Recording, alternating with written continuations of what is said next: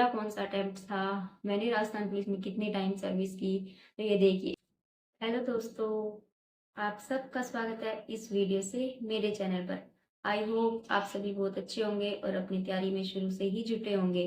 तो सबसे पहले तो आपको बहुत बहुत बधाई कि आपके राजस्थान पुलिस कांस्टेबल के पद 10,000 कर दिए गए हैं और आवेदन तिथि भी बढ़ा दी गई है। कितनी बढ़ाई गई है, क्या प्रोसेस है, वो सब मैं आपको वीडियो में आगे बताऊंगी। तो चलो वीडियो को शुरू करते हैं।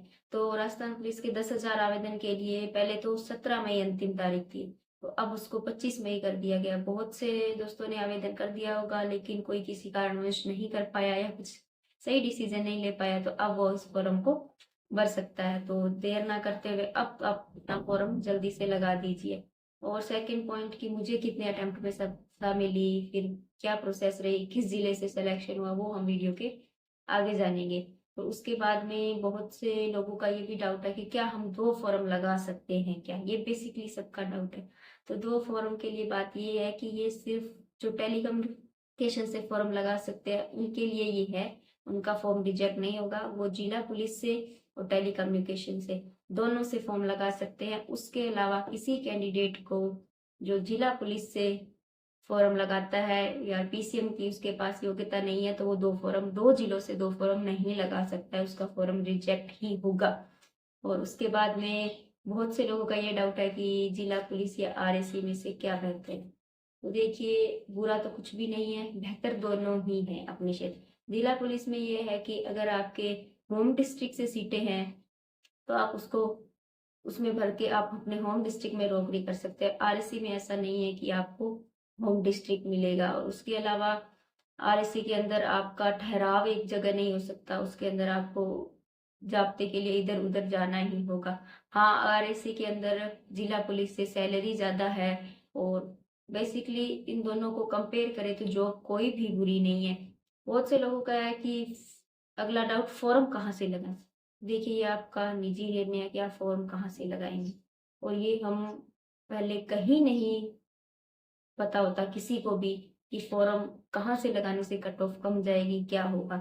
तो सबसे पहले तो आप होम डिस्ट्रिक्ट को ही प्रेफरेंस दीजिए। होम डिस्ट्रिक्ट में अगर आपकी सीटें हैं तो आप अपने होम डिस्ट्रिक्ट में ही फॉर्म लगाइए, क्योंकि अगर 2-3 सीटें, कोई ना कोई तो 2-3 सीटों पर भी लगेगा। मेरे साथ भी ऐसी बहुत सी लड़कियां थी जिन्होंने एक सीट पे फॉर्म लगाया और उन एक सीट पे ही सिलेक्शन हुआ। और अगर उसके बाद में आप अपने आसपास के जिलों में देखिए जहाँ सीटें हैं, आप वहां भी फॉर्म लगा सकते हैं। अगर सीटें ही नहीं है तो फिर बाहर के जिलों में आवेदन करना हमारी मजबूरी हो जाती है। और बाकी आज के टाइम में बेसिक जरूरत यही है कि सबसे बड़ी नौकरी।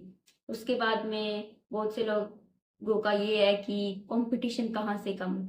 तो देखिए, कोई महारथी ये नहीं बता सकता कि कंपटीशन कहाँ से कम होगा और कहाँ से ज्यादा होगा, क्योंकि ये पेपर से पहले ज्ञात नहीं हो सकता। किसी को नहीं पता होता कि किस जिले से कितने इंटेलिजेंट कैंडिडेट्स ने कैसे फॉर्म लगाया है। तो आप इस चीज की टेंशन मत लीजिए कि आपने जहां से फॉर्म लगाया है वहां से कट ऑफ ज्यादा जाएगी कम जाएगी, ये किसी को पहले नहीं पता है। ना ही आप पिछली कट ऑफ से ये आइडिया लगा सकते कि हाँ उस जिले की कम गई थी तो इस बार भी उस जिले की कम जाएगी, या पिछली बार उस जिले की ज्यादा गई थी तो इस बार भी वहां की ज्यादा जाएगी।